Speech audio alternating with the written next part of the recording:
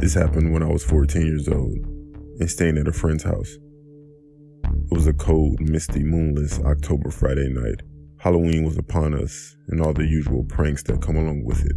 In the weeks up to that night, the usual pranks of knocking on doors and running, friends knocking on windows to scare you, stuff like that. But this night was different. This night is what nightmares are made of. Recently, my friend's sister, who for this story we'll call Jamie, was being harassed and stalked by some guy who she didn't know. We just came back from a haunted house. Then we turned on the TV and started to watch The Exorcist in the living room. It had to be around 11 or midnight, and the dog started to bark at the back door. So I went to see what she was barking at, and I heard the fence rattle. I didn't think anything of it as it could have been the wind or an animal. So I went back in the living room and continued to watch TV with my friend. Then all of a sudden, Jamie screamed from her room. We ran to see what was going on. Jamie said someone was knocking on her window and saw someone run to the back of the house. Just then, we heard someone trying to pry open the sliding back door. And when I ran in there, I saw someone standing there with a ski mask and hoodie on. His eyes were void of feeling, void of any sense of morality. I made sure the extra lock was set, and he seen me do this and started to bang on the glass. Then all of a sudden, he took off running. I asked my friend if the front door was locked, and a look of terror came over his face. He ran to lock the front door, then all of a sudden it swung slightly open. Luckily, he got there in time to stop it from opening completely. The intruder got his arm inside the door. He kept pushing it open so ever so slightly, but my friend yelled for me to help as Jamie was frozen and frightened, screaming. I ran as fast as I could and slammed my shoulder into the door, smashing the intruder's arm in between the door and the door jamb. He jerked his arm out enough that we could close the door and lock it. The stalker was screaming and banging on the door, yelling over and over, "Jamie, I'm gonna get you. If not tonight, it'll be another time. And I'm going to kill those kids for what they've done." I grabbed a baseball bat and my friend grabbed a shotgun out of the closet. We thought he was going to try and get back in.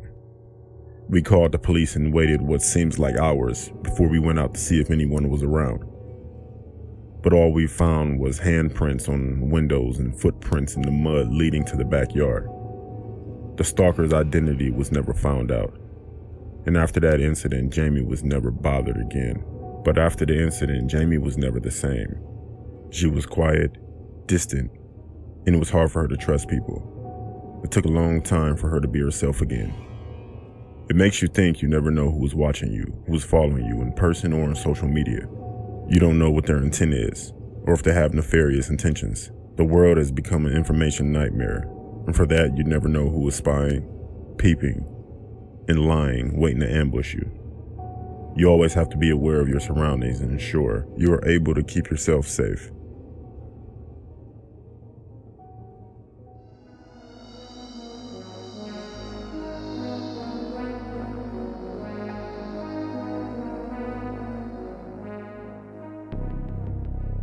This happened 9 years ago when I was 15 years old.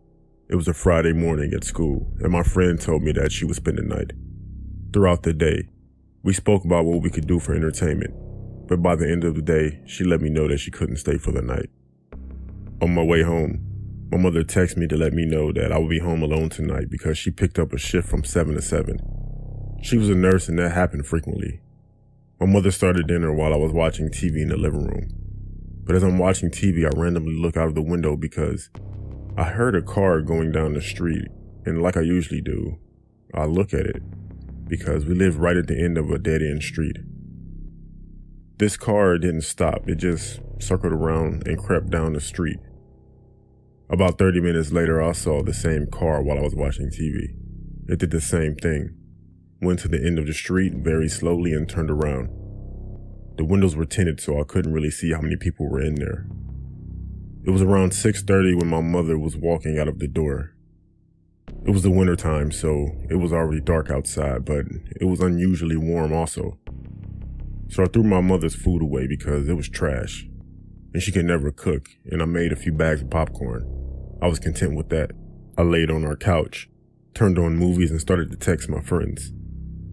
It also became hot in there, so I opened a window that was behind the couch. My mother hated when I opened it up because there's no screen, so I opened it up just a few inches and laid back down. A few minutes later, someone knocked at the door. As I'm getting up, I can hear about 3 people talking, only because my window was open, but I don't think they noticed it because it sounded like they were whispering in a way where they definitely did not want me to hear.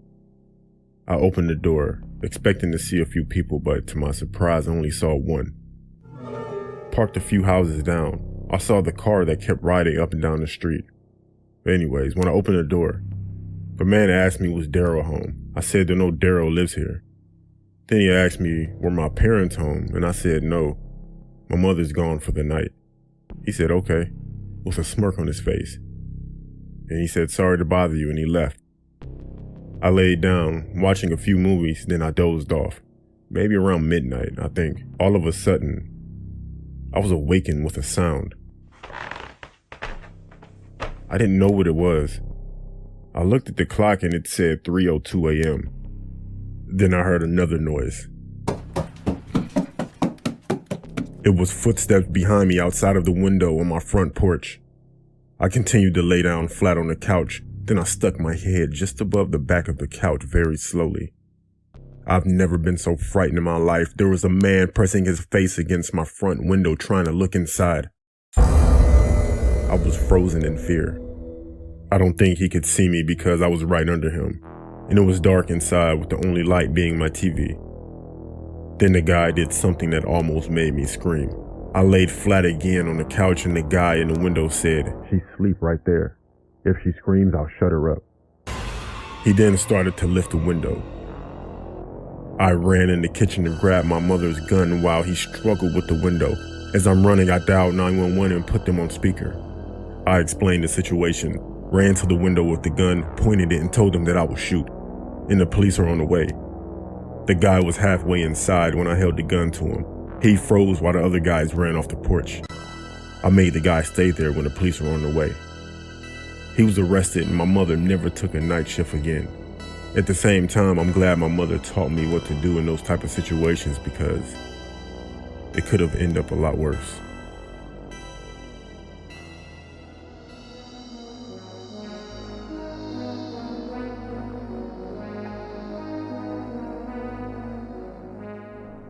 This story happened August 14th, 2003, when I was 14 years old. I lived on a street that had a lot of boys on it. All of us were the same age and would frequently spend the night over each other's houses and simply just hang out. There were literally around 10 boys the same grade. It was a Thursday afternoon when 5 of my friends came over to hang out. We were all inside my room when all of a sudden the power went out. I yelled outside my window to tell my father because he was cutting our grass.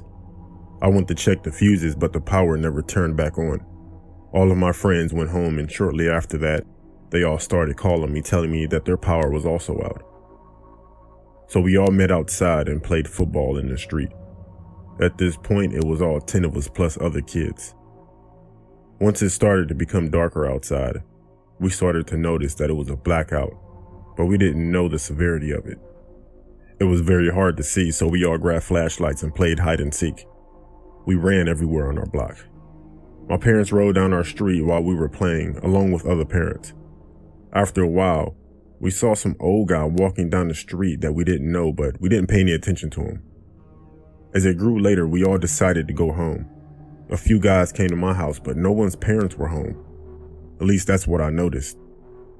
I don't think anyone else noticed it though. My friend across the street stayed home, so we all called him.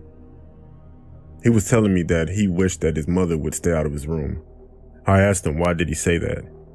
He said because when he went to his room, his underwear was dumped all on his bed everywhere. I said that's weird.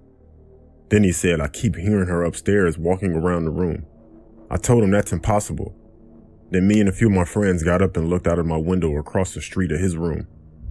I asked him, does he still hear the footsteps? And he said, yeah. Then we all saw someone walk across his window. It was that random guy we saw earlier. I told him that it's not his mom, and to get out of the house.